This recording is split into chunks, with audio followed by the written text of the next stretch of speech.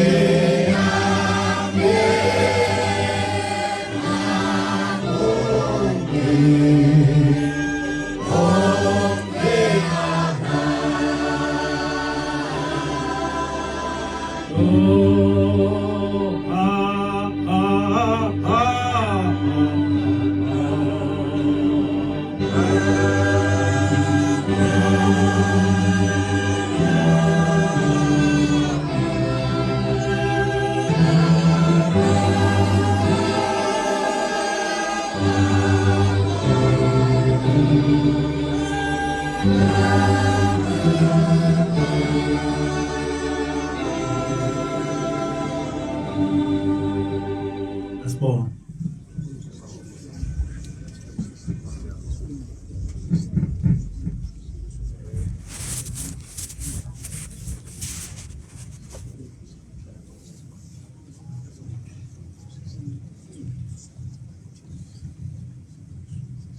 Amen.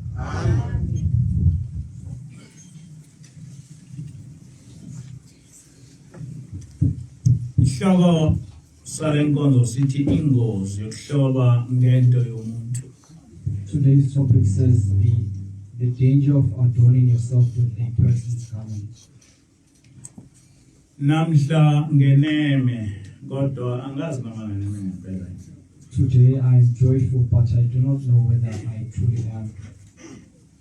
Kuzobonakala ngokuhamba kwesikhathi noma ngeneme ngempela. Time will tell whether I am truly happy. Kodwa kukhona into eyakhulunywa uNkosazana ethi uma uNkulunkulu ekwenzela into ubonga. But there is something that was spoken by the maiden that whenever God does something for you, you must be appreciative and give thanks. Uma sikhuluma ngoNkosazana ke sikhuluma ngengelosi uhlaleleni. And when we speak about the maiden, we are referring to the angel Hallelujah. Ngoba ngaso sonke isikhathi mayifika uyayithi mina ngiuNkosazana uhlaleleni. For whenever she comes to us, that is how she introduces herself. Akakaze esho ukuthi ingelosi. She has never referred herself as an angel. Ithina esiyayisithi ingelosi. We are the one who refer to her as an angel.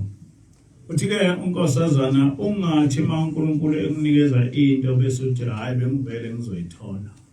She said that whenever God gives you something, you must not say that it was expected for God to give it to you. Ngoba usuke uyicelile.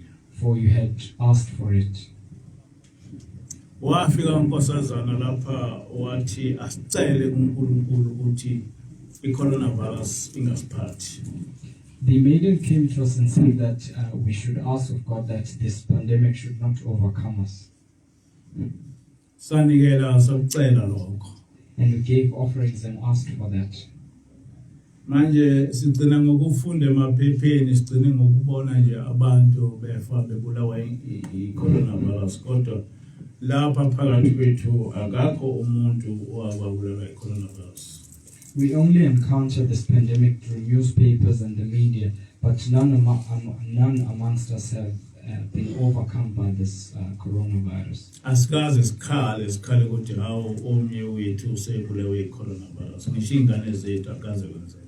And there has never been a lamentation from us weeping for one of us who had been overcome by the virus, even amongst our children. Lokho akuzange kwavele kwazenzekalela. And that did not just coincidentally happen. Kodwa sacela ukuthi kwenzeke. But we asked of it from God. Kwenzeka. And it happened. Ngaleyo ndlela ke kufanele ukuthi simbonge lo esacela kuye ukuthi kwenzeke. So in that way we must give thanks to the one whom we asked from. Into eyenza ukuthi ngithi ngeneme ngiyacabanga nasebusuku ngicabange ngithi lento eyasehlela isimo esinjani. What makes me say that I am joyful is I had been thinking during the night, thinking about this miracle that has befallen us. Noma ngilele ngizwe kumnandi ngicabanga lento ukuthi pombe ngoba ngihleli uNkulunkulu. And whenever I sleep, I am overcome by peace and serenity, knowing that I am with God. Ithi kombe njengoba ngihleli njena kukhona ingilosi engihleli nayo. That as I am still alive, there is an angel that I live with. Ningeke nikholwe ukuthi njengoba hleli nje lapha uNkosazana ukhona lapha phakathi kwethu. It would be a phenomenon that you might not believe that as we are gathered here, the maiden is also amongst us. Ukuthi kasimboni. It is just that we do not see her. Kodwa ngaphambi kokuba size esontweni thina ufikile kithi. But before we came to church, she came to us. Ikho ke ngithi ngeneme That is why I say that I am overcome with joy. Ngoba uma uhleli nonkosazana miningi imicabango efika kuwe. Because when you are with the angel, there are many thoughts that cross your mind. Into yokuqala nje efika uthi konke lo muntu engihleli naye uvela ezulwini. The first is that this person whom I'm with now comes from heaven. Abantu abaningi bayabethi asazi ukuthi kuphilwa kanjani ezulwini ngoba akakho umuntu ohamba ezulwini ebuye ezemhlabeni. Many people say that they do not know the lifehood of heaven, for nobody has ever passed away and came back to narrate to us what happens there.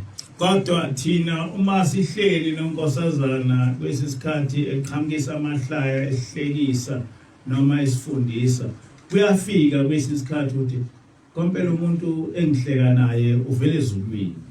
But when we are with her, it occurs to us that this person is from heaven, whether it be that she's humorous or teaching us something.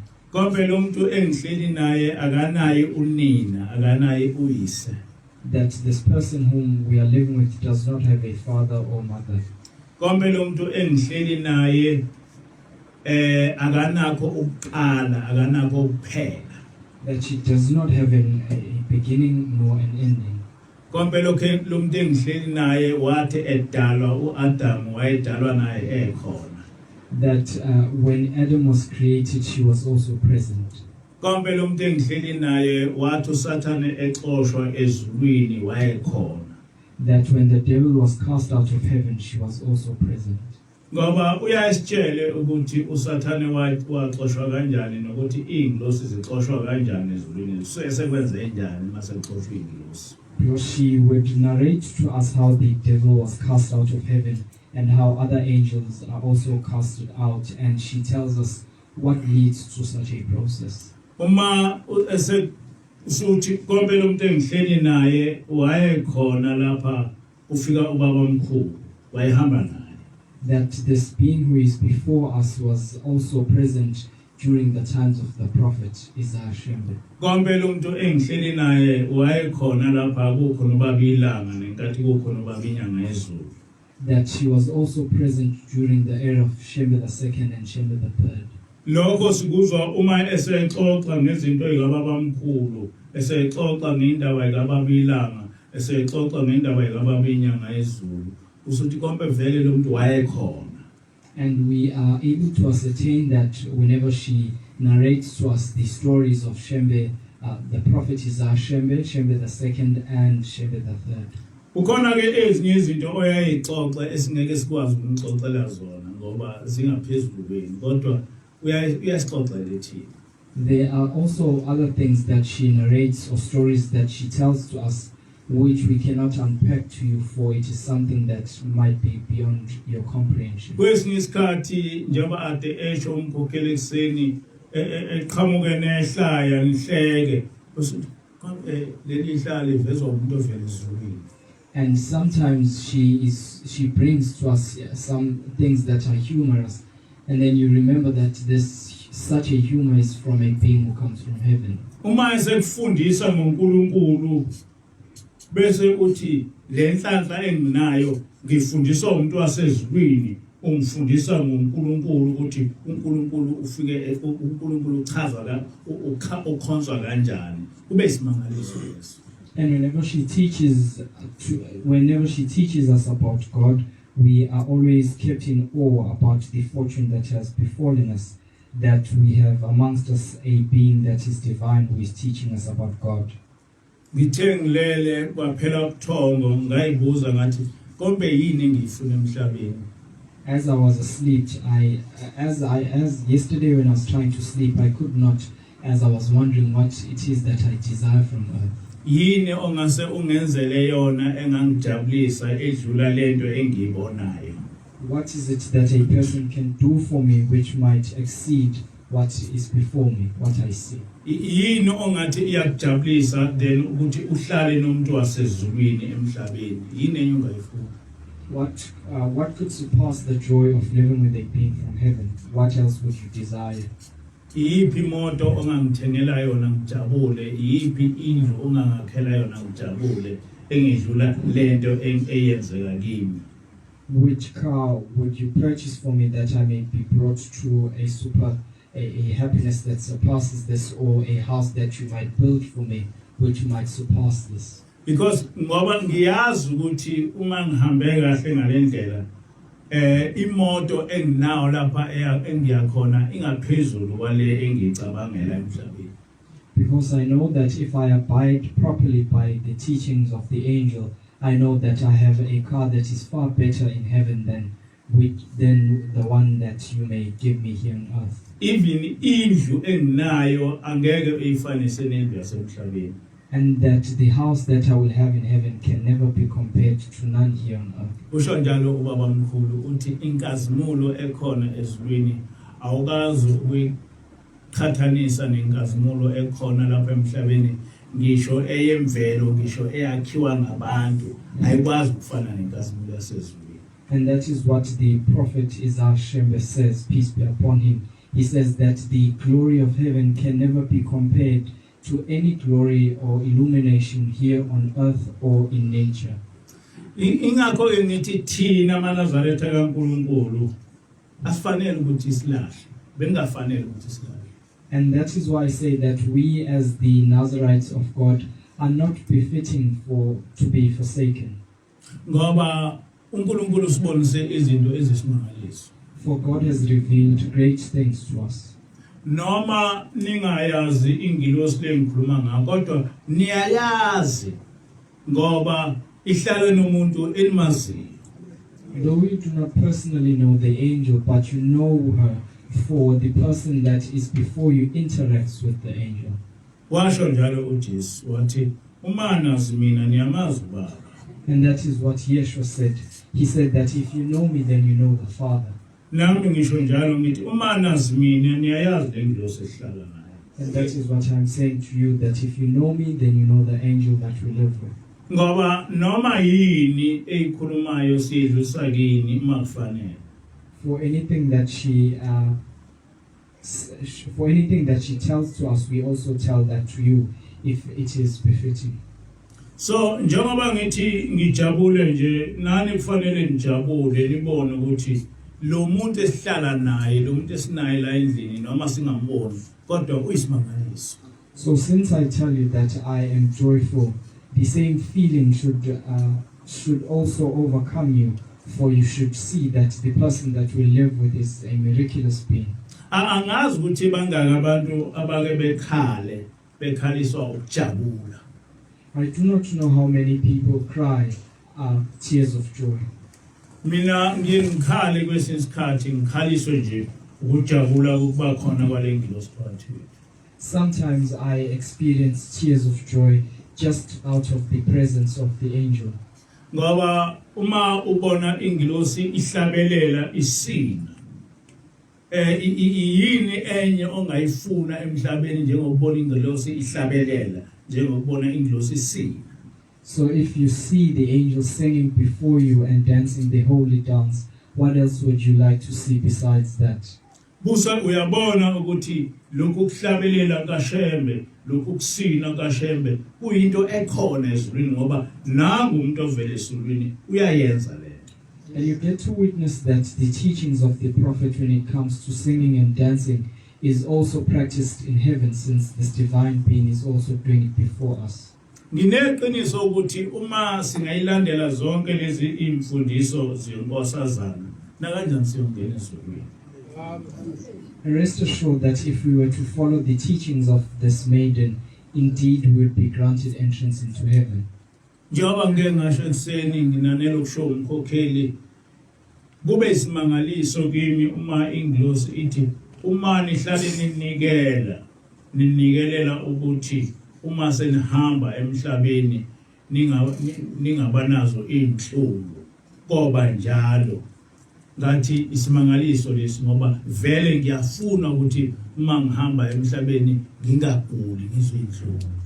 As I was saying in the morning, in addition to what the chief counselor said, that the angel said that we must give an offering and ask from God that when we pass away, we do not experience any physical pain. And I was overcome with joy, for that is what I want. Ngoba sonke isikhathi sinemshwarensi sinani esikhokhelayo sikhokhela izinto ezidlulayo kodwa ingilosi uthi ithi ake nikufunde ukuthelela umphefumulo wenu. Because all the time we have insurances that we pay out for materialistic things that are one day going to perish. But the angel has said that we must pay an insurance that is for the soul.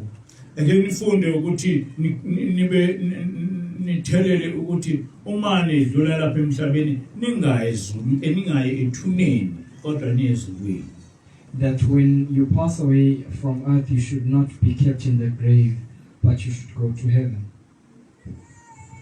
Bengisho nje in passing njengoba ngithena ngijabule ukuthi ukuhlala nengilosi kukwenza ucabange ngenye indlela kunabantu basemhlabeni. I was just saying it in passing that when you live with the angel, your thinking is different from the thinking of people who live here on earth. Ngoba ezinye izinto sizibuka nge-insight noma ngeso lomoya kodwa uma into ebuka ngeso lomoya wena usuyibuka ngeso lenyama kuba ngenye into leyo. That is because when it comes to certain issues, we view or perceive them through the spiritual eye, and if you deviate from that and look at it with the physical eye, it becomes an impossible task. Abantu abaningi ubukhona bengilosi bakubuka ngamehlo omoya kodwa thina ubukhona bengilosi sibuka ngamehlo enyama. Many people perceive the existence of the angel with the physical eye, but we look at it and perceive it through the spiritual eye. Ngicabange lokho ukuthi uma ezulwini kwahlalwa phansi kwathiwa hamba uye emhlabeni kwase kuthiwa hamba uyohlala nalabo bantu kusho ukuthi inkulu into ezulwini abasethembela yona.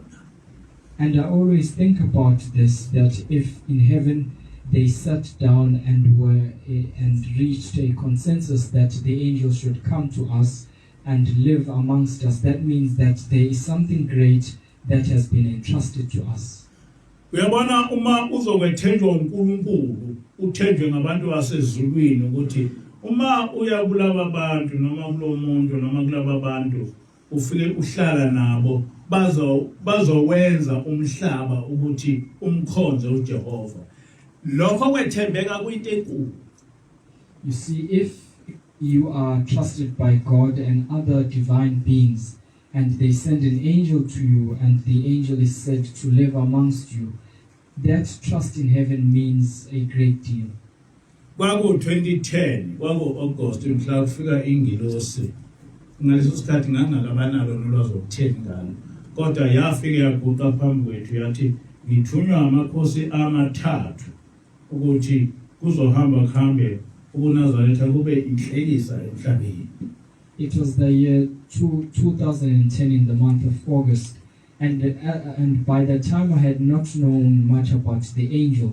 She came in, knelt before us, and said to me that she had been sent by the three prophets of the Nazarite faith, and they said that the Nazarite faith will be a great mockery here on earth.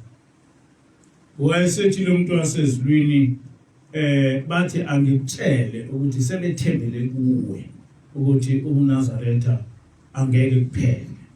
And they said that I should tell you that they have now put their trust in you, that this Nazarite faith will not come to a devastation.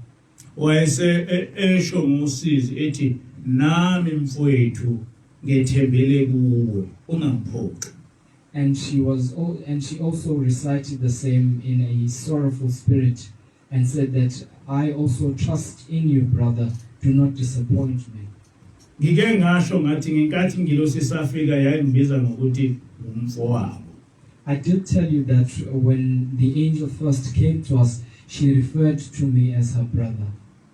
Nangalolo suku ke yafika sho njalo athi nami mfowethu sengithembele kuwe ungangiphoqi. And on that day, she also referred to me as a brother and said that I also trust in you, brother. Do not disappoint me. Uyabona uma ekhuluma lo muntu ubona ukukhuluma umuntu wasemhlabeni ekhuluma kanje ubona umuntu wasemhlabeni kodwa kwangakhulumi yena umuntu wasemhlabeni kwakhuluma ingilosi uqobolayo evele ezulwini.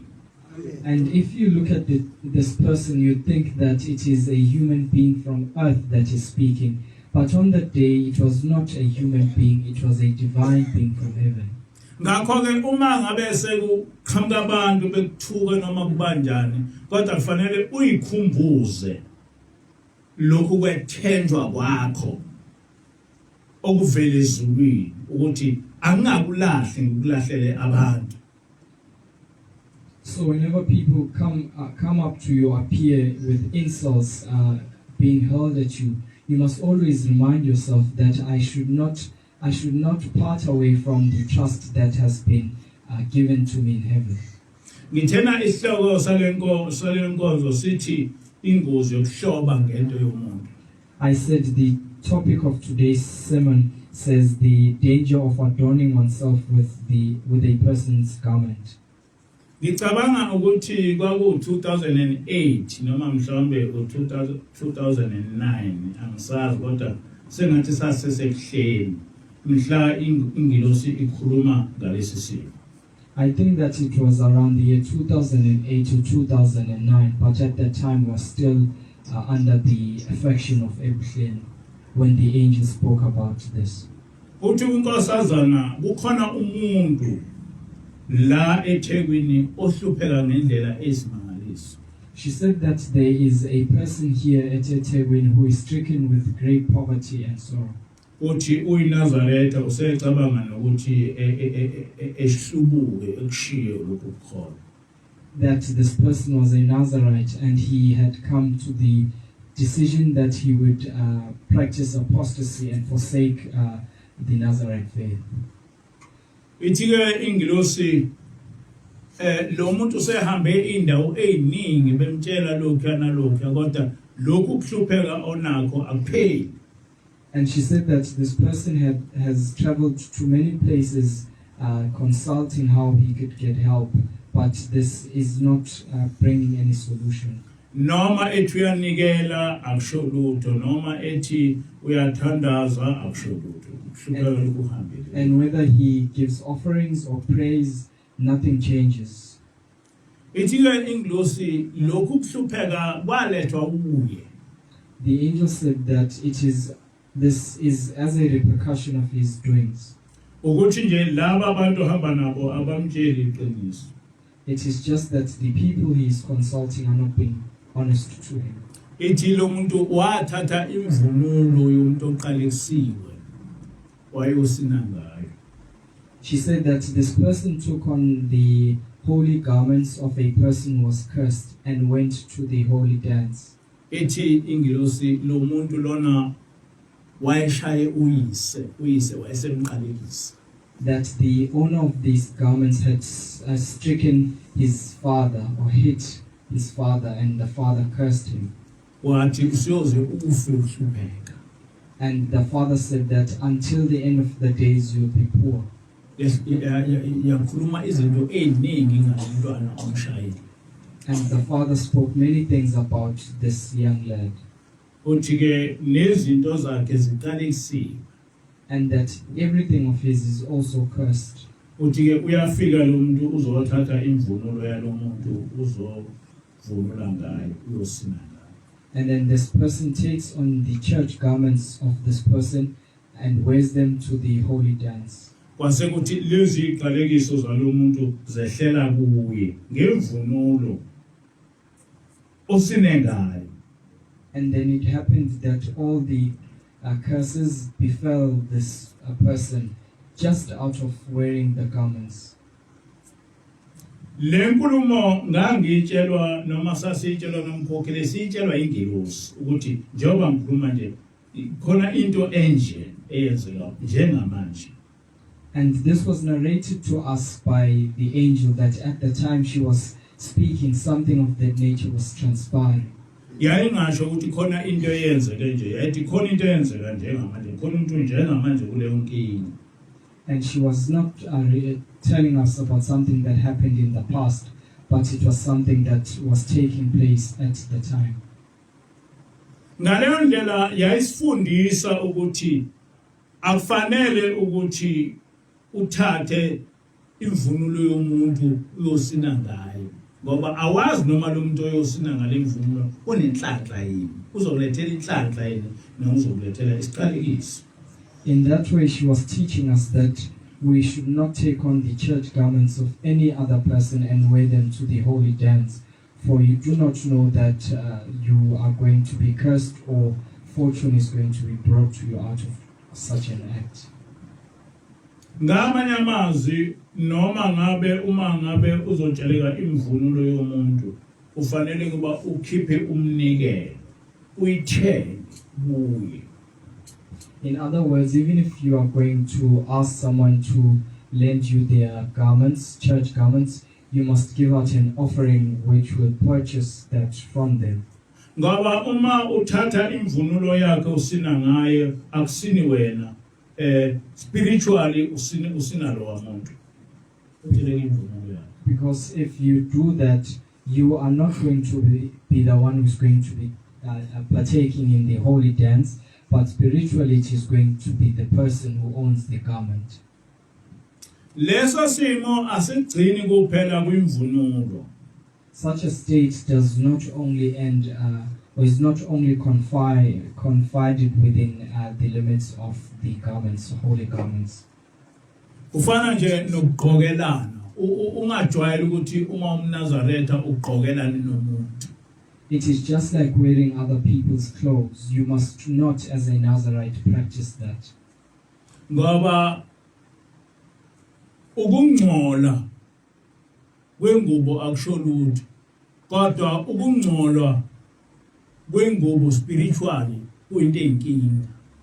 Because the physical uncleanliness of a garment means nothing, but if it is spiritual, then it becomes problematic. Ngoba lokho kungcola okulowo muntu ogqokelana naye kuzobehlela kuwe. Because such an uncleanliness will befall to you. Ngakugcina lapho ufana nokuthenga izingubo kuma second hand. And that is not the end of it, but it is also like buying second-hand clothes. Kuleli bandla kunenkulumo la umuntu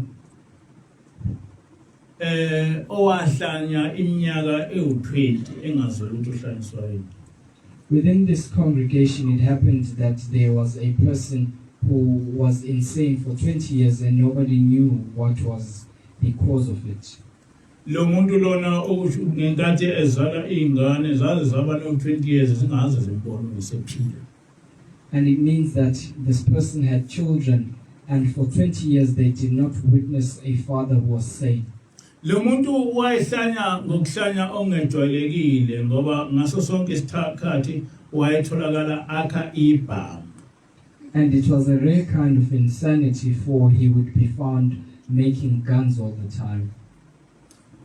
Waye enejazi lesosha ongalikhiphi emzimbeni wakhe. He had with him a coat that soldiers wear, and he would not take that out.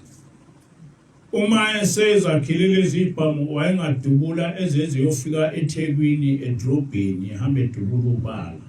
And after having these guns built, he would go around shooting from here to Durban, and he would be just shooting at nothing. Kwakukuhlanya kwakhe lokho. That was the type of madness that he was with. Abantu bakubo bamhambisa zonke indawo behluleka. His family consulted many places, but they did not receive any help. Lokhu kuhlanya akuzange kwasuka kubo. And this insanity did not cease. Kodwa ngelinye ilanga bamusa kubaba ilanga. But one day they took him to Shembe II. Bambamba nje bamthatha bamsa kubaba ilanga. They held him and took him to Shembe II. Lesi silwane sasezulwini sambuka. Isikhathi eside ephambi kwaso. And this great man of heaven looked at him for a very long time. Wayesethi Mkhipheni leli jazi olufakile nihambe nilishisa. And he said that they should take off the coat that he was wearing and it should be burnt. Bathi abantu asikwazi akavumi nalo uhlale lifakile. And they said that we can't do that, for he will not allow us to do it since he's always wearing it. Wathi baba mbambeni likhiphi nihambe nilishisa. And he said that you must hold him forcefully and take it out of him and go and burn it. Nangempela abambamba balikhipha abathatha balibeka lapha lijazi balishisa. And indeed he was held down. They then took that coat and burnt it. Ngenkathi belishilisha leli ijazi yabuya ingqondo yonke. As soon as the coat was burnt, he became sane.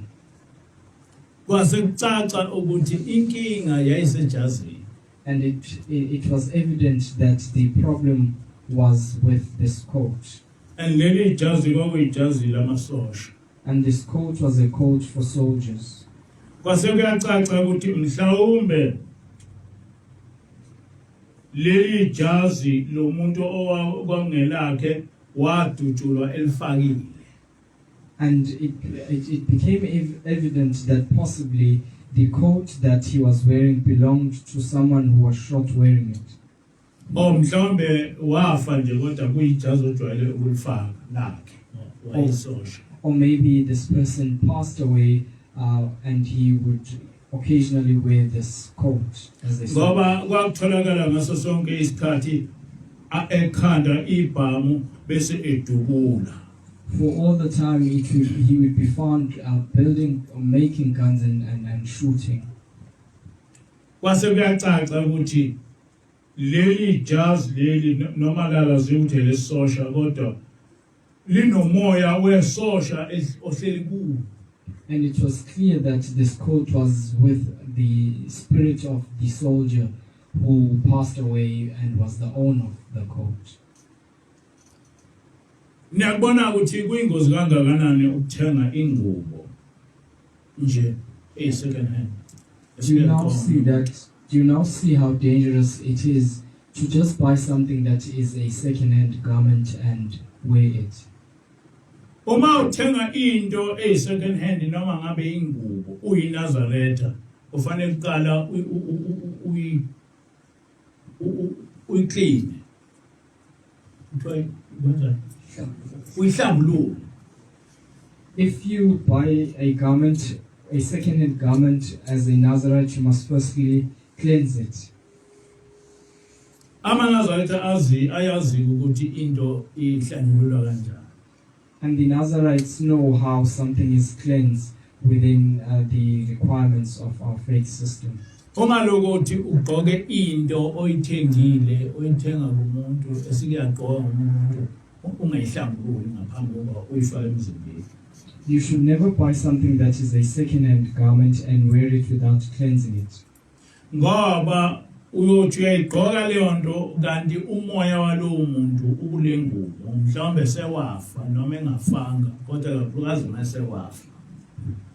Because you might wear a garment only to find out that the spirit of the deceased is within that garment. Bese kuthi lento lomuntu obeyiyona yehlela wena mhlawumbe uhlanye mhlawumbe wenze noma yini ebiyenziwa uyena.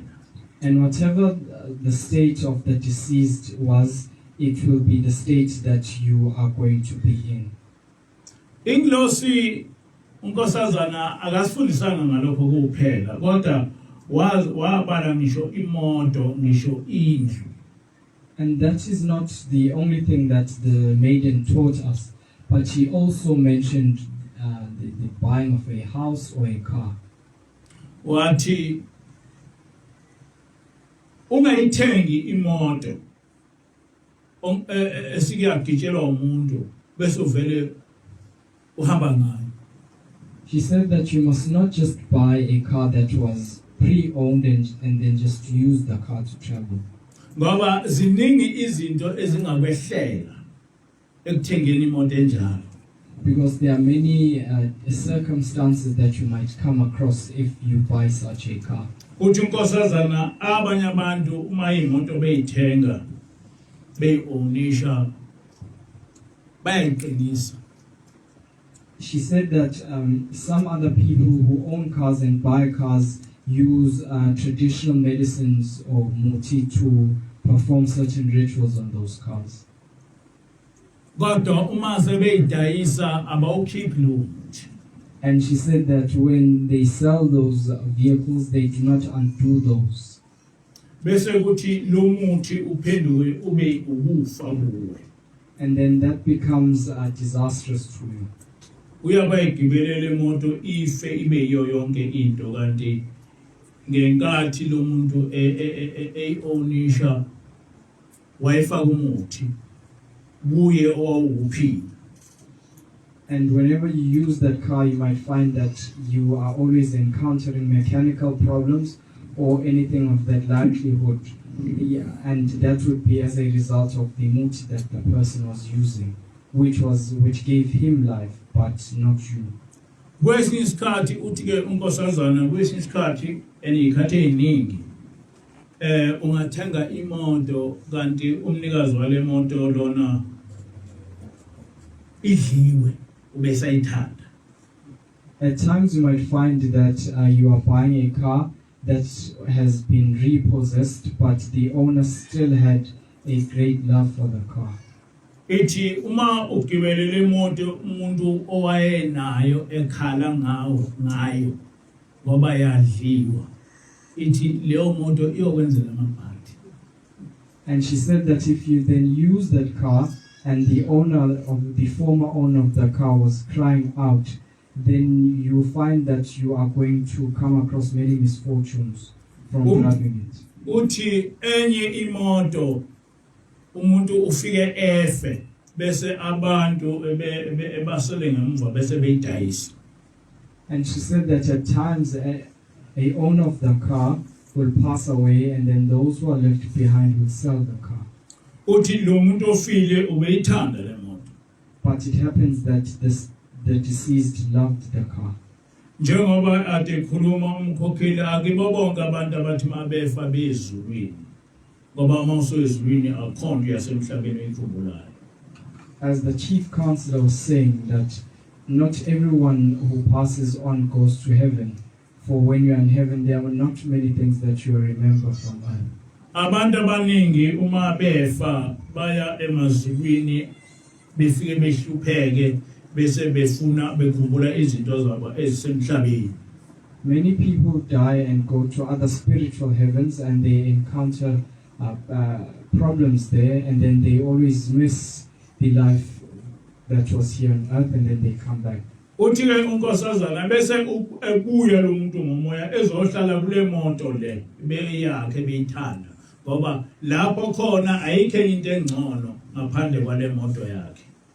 And then this person, the soul of the deceased will come back, and then they'll reside in this car, for it is something that is better than where they are coming from. Uthi ke ngenkathi umoya lo muntu usuhleli kule moto kuwe uzoba ngamabhadi. And when the soul of this deceased person resides in this car, it will present you with many misfortunes. Kanjalo nendlu oyithengayo kanti ihlala umuntu. Likewise, a house that you buy which was pre-owned. Ungathenga indlu kanti le ndlu lena yadliwa umuntu wakhona uyakhala ngayo. You might buy a house that is repossessed, and the former owner of the car is crying about it. Uthi ke unkosazana lo muntu okhala ngale ndlu sohlele kuyo wena usekulethela amabhadi kanti lamabhadi izinyembeza lo muntu oyephucwa lendlu. And then she said that you are then going to experience many misfortunes, and those will be as a result of the tears of the former owner of the house. Noma umnikazi wale moto efe, wale ndlu efe, bese laba basele beyidayisa. Or it could be that the former owner of this house passes away, and those that are left behind then sell the house. Bese kuthi lo muntu lona owafayo ebuye ezohlala endlini yakhe. And then the deceased spirits spirit will come back and live in this house. Ngenkathi lo muntu ehleli endlini yakhe lo owaye ekungeyakhe sefile uzobuya lapha ebe ubufa kulomusa. And when this person comes back to live in their house, they will then create many misfortunes for those who are living in the house. Leyo nto siyazazi izindlu ezike zibe khona kungakwazi ukuhlala kuzo. And we have experienced such things where there are houses that are haunted and nobody can live in those haunted houses. Ithiwa ingilosi noma imoto noma ingubo noma indlu umanje isuka kumuntu ufanele uqala uyihlambulule. The angel said that whether it is a car or a house, if it was pre-owned, then you must cleanse it first. Unikele uNkulunkulu ukuthi yonke imoya ebuyo isuke kube ngeyakho. Uyibike uNkulunkulu ukuthi le ndlu sengeyami, le moto sengeyami, le ngubo sengeyami. And give an offering to God and ask from God or report to God that this house or a particular car now belongs to you. Kodwa kukhona into embi kakhulu eyenzwa abantu. But there is something that is very bad that people do. Abantu kakhulukazi besifazane bayaye befake inwele zabanye abantu emakhanda abo. It is a common practice that women wear weaves that are hairs of other people or the hair of other people. Ayikho into eyingozi njengokuthi ufake inwele kakhulukazi zesinye isizwe ekhanda lakho. There is nothing as dangerous as wearing somebody else's hair, especially a person from other nations. Ithi ngilosi uma ngabe uthatha inwele zesinye isizwe noma ngezomuntu esifazana noma ngenjani uyifaka ekhanda wena ubese uyibuka ukuthi umuhle ngalezi inwele. Ithi nalo muntu umnikazi wazo usuke eyibuka ukuthi wena umuhle ngaye. She said that if you take on the hair of people who belong to other racial groups and adorn yourself with those, and then go on to a mirror to look at how beautiful you are, that person also is looking at you spiritually, that you have adorned yourself with their hair. Kakhulukazi abantu asebefile ngoba inwele lezi imvama kudayisa inwele zabantu asuke sebefile kakhulukazi lezi zamandiya noma zabelungu basuke abanikazi bawo sebafa. More especially the hair of people who are passed away, to name but not limited to Indians and whites. So okwenzekayo ukuthi wena ufike uyithenge lezi inwele bese uyifaka ekhanda lakho. So what happens is that you purchase this hair and then you wear the hair on your head. Ngenkathi uyifakile lezi inwele ekhanda lakho bese uyibona umuhle kunalezi inwele zakho. And when you have this weave on, you perceive yourself to be far more beautiful than with your natural hair. Ithi-ke ingilosi lo mnikazi walezi inwele ngenkathi wena uyibabaza ukuthi muhle uyajabula ngoba usuke ubabaza yena ukuthi muhle ngoba zinwele zakhe. And the owner of the hair then becomes happy whenever you think that you now look beautiful, for in essence you are just adorning yourself with somebody else's hair, and she takes pleasure in that. So lo muntu lona usumlethe kuwe usezohamba nawe noma siyiphi isikhathi ngoba uphila ngeinwele zakhe. And you have now brought this person upon you, and she will be with you at any point in time, for you are using hair that belonged to her or him. Ethi-ke ingilosi ziningi izinto ezingenzeka kuwe ngeinwele nje zomuntu.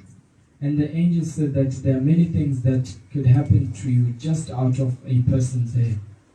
Ungahlanya uhlanyiswa zinwele engababikho umuntu oqondayo ukuthi lokhu kuhlanya kudalwa yilezi inwele. You might become insane and nobody would understand that this is caused by this hair.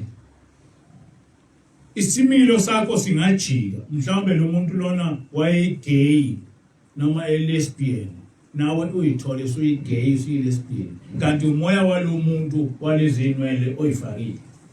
And perhaps your sexuality might take a vast or a different change. You might feel as a lesbian or a gay, and it would be as a result of this person's hair.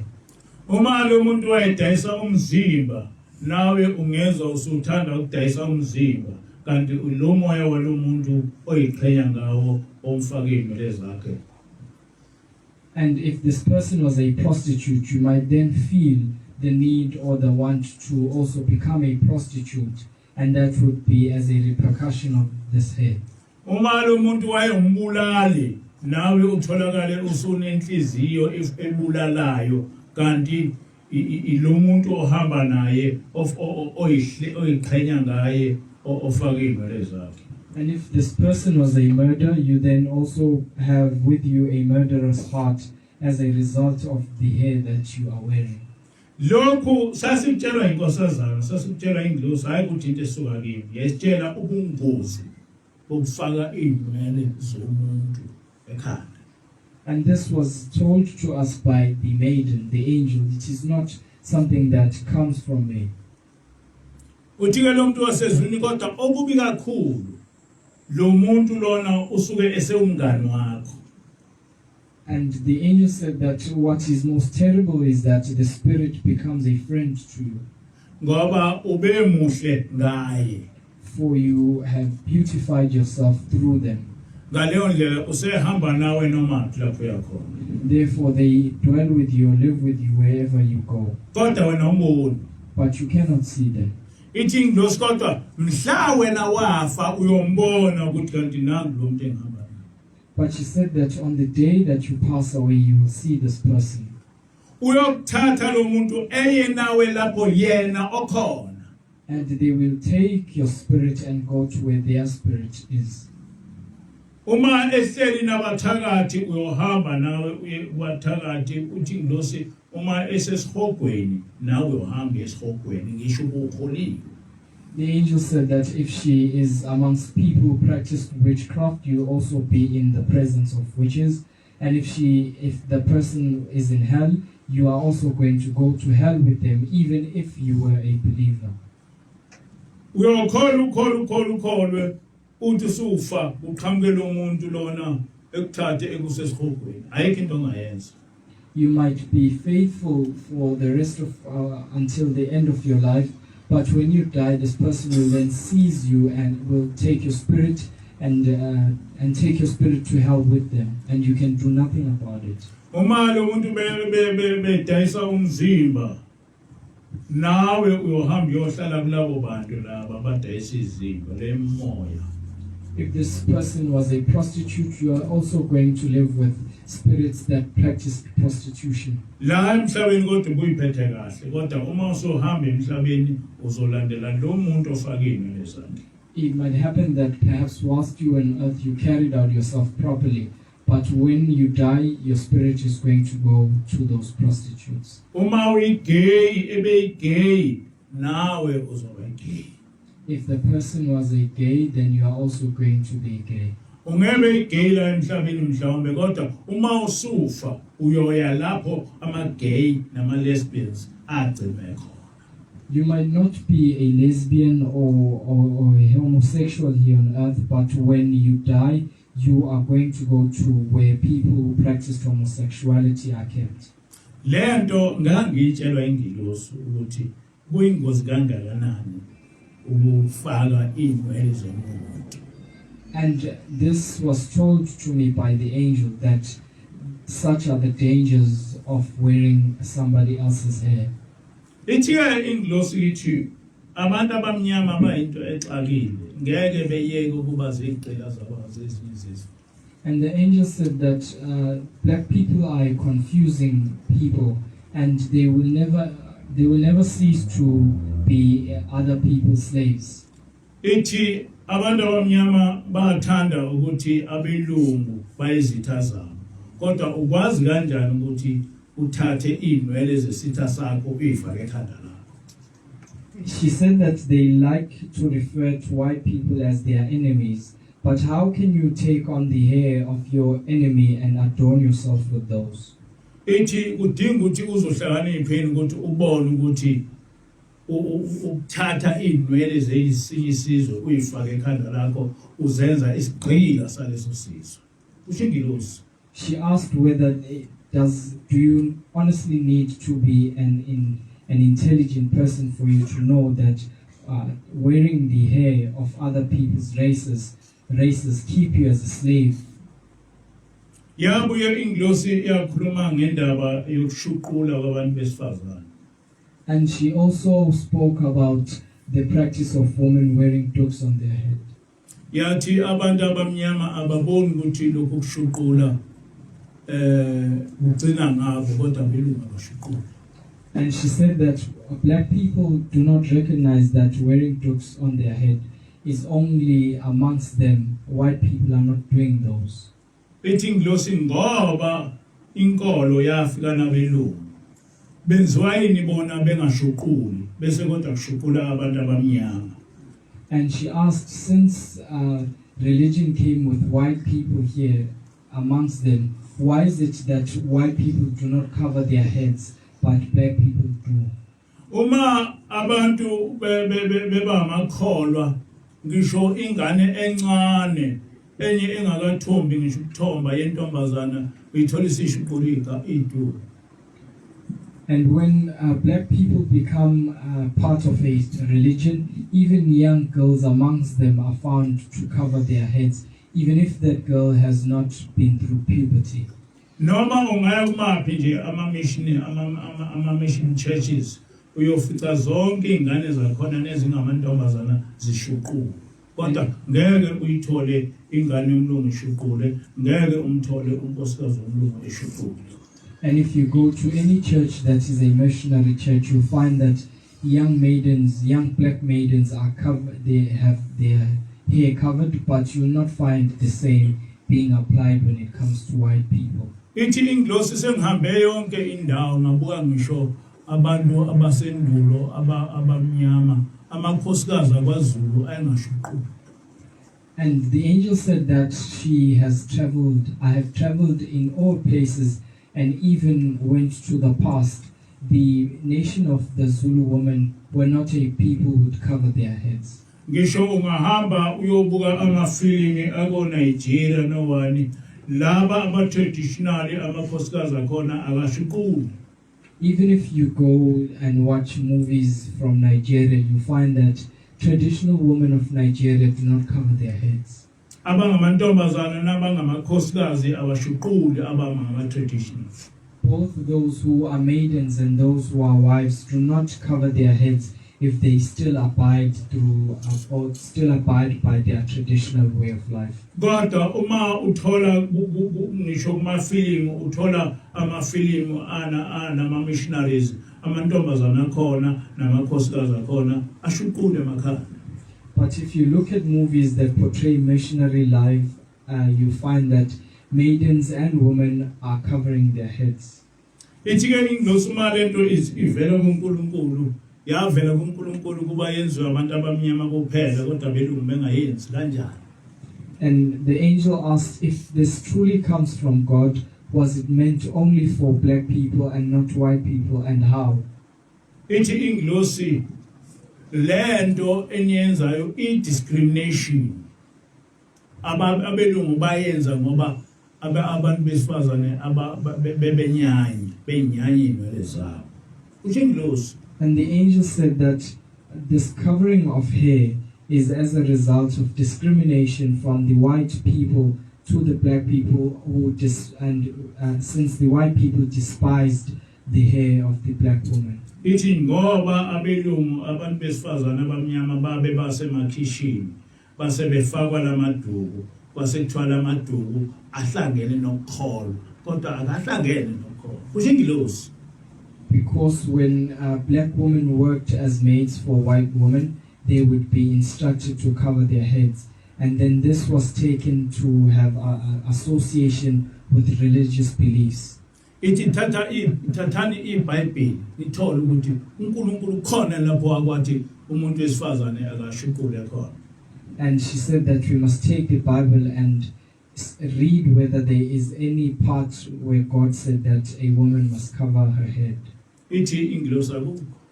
The angel said that there is nothing of that nature.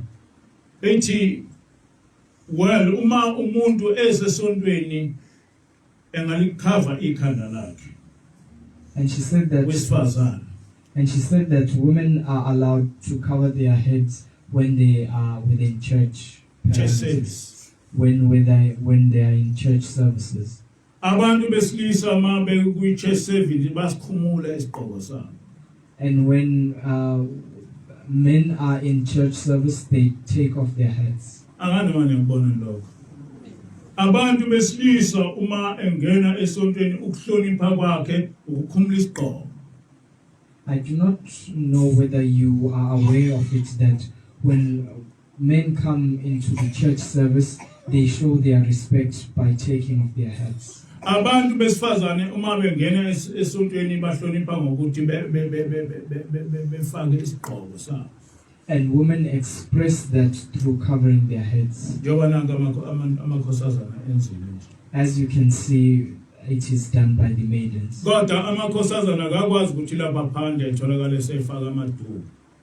But maidens cannot be found covering their heads outside of the church service. But missionaries do that.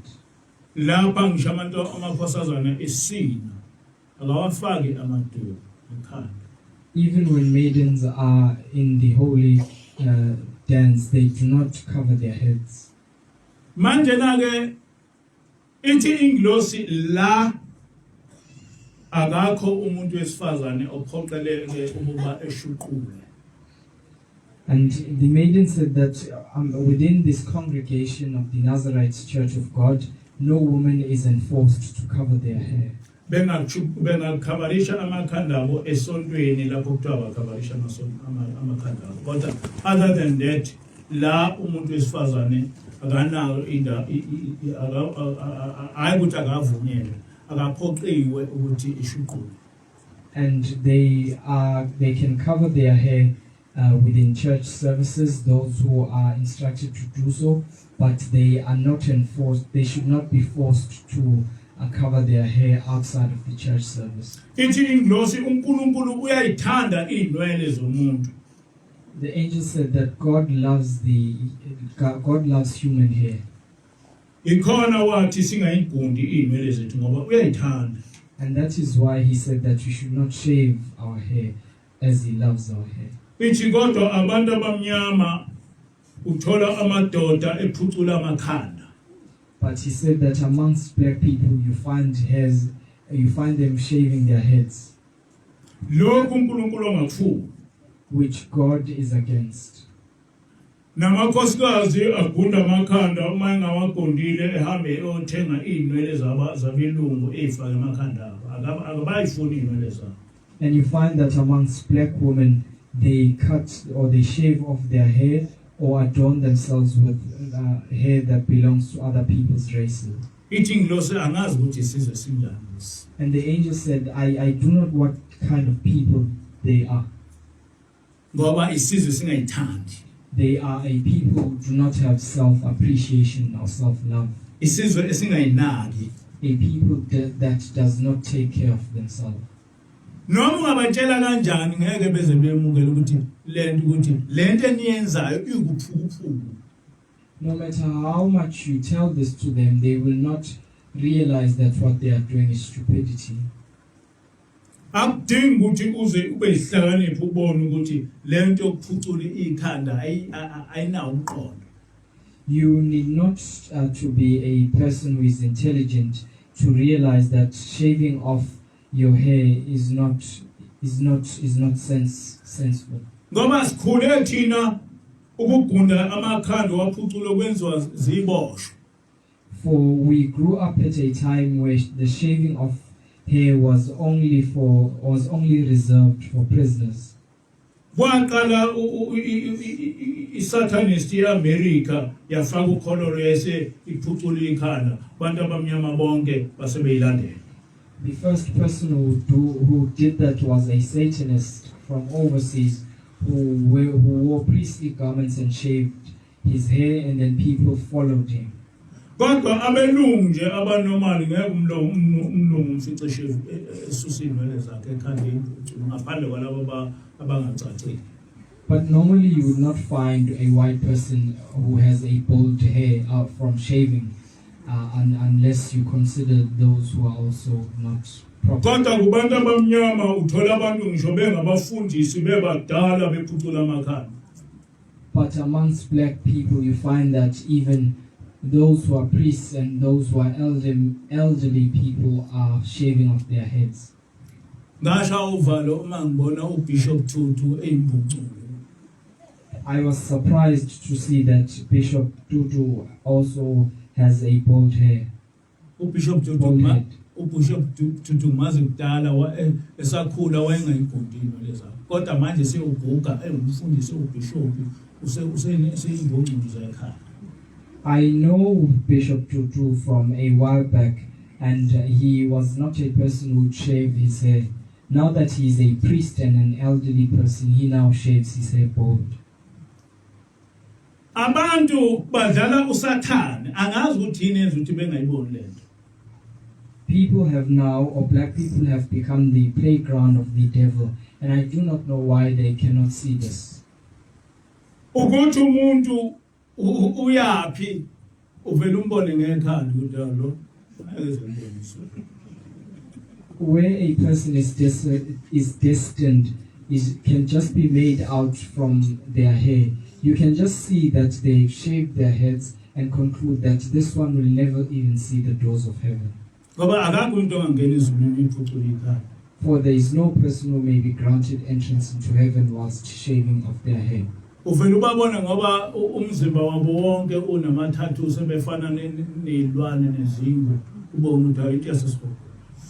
You just see them from having tattoos all around their bodies that this person is destined for hell. They just look like leopards.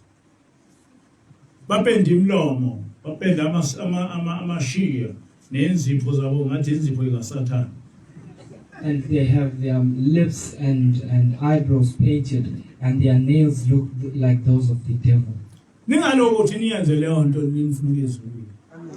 To those who want to go to heaven, do not do that.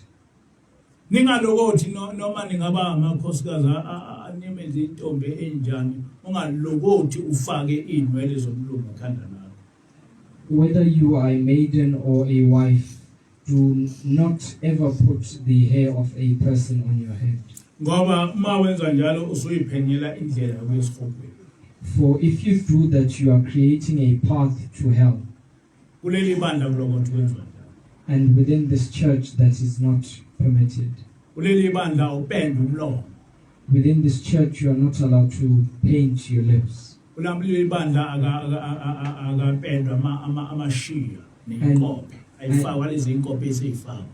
you do not have fake eyebrows or paint your lashes.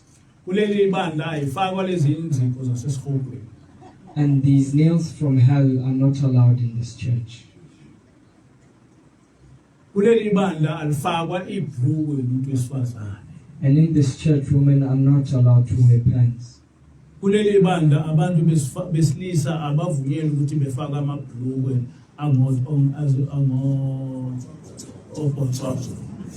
And within this church, men are not allowed to wear skinny pants. And that is not said by me, it was said that all these things were designed by the devil.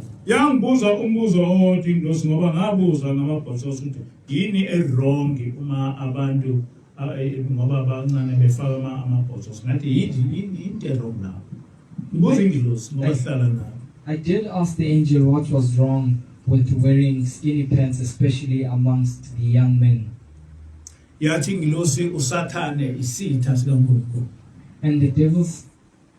And the angel said that the devil is an enemy of God. yathi nina ningabantwana bakaNkulunkulu. and you are the children of God. Yathi ungamthanda yini wena, ungajabula yini uma ubona umntwana wakho esefake izinto ezidesignwe isitha sakho. And she asked, would you be happy if you were to see your child wearing something that has been designed by your enemy? Leyo nto yasho ingilosi And that was said by the angel, yathi usathane isitha sikaNkulunkulu esikhulu. that the devil is a great enemy to God. Nina ningabantwana bakaNkulunkulu. You are the children of God. Yathi lamabhlukwe lana adesignwe usathane. And these pants have been designed by the devil. Yathi wena isisho ukuthi ke wena ungathanda yini ma ingane yakho uyithola isigqoke into edesignwe isitha sakho na? And then she referred to me and asked me if I would be happy if I were to see my child wearing something that was designed by my enemy. Ngoba uma ingane yakho siqhamuka nento ephuma esitheni sakho uthi phindela lapho uqhamuka khona. Because if your child comes to you wearing something that has been designed by your enemy, or wearing something that is from your enemy, you cast them out. So isizathu ukuthi lezi zinto ithi ingilosi yonke into eyifashion isuke idesignwe usathane. And the angel said that everything that is a fashion is designed by the devil. Uma ngabe uthanda izinto eziyifashion usenkingeni ngoba uthanda izinto engathandwa nguNkulunkulu. If you have love for things that are in fashion, you are in great trouble, for you are partaking in things that are not liked by God. And yet wena usuthena umntwana kaNkulunkulu. And yet you have declared yourself to be a child of God. Kosi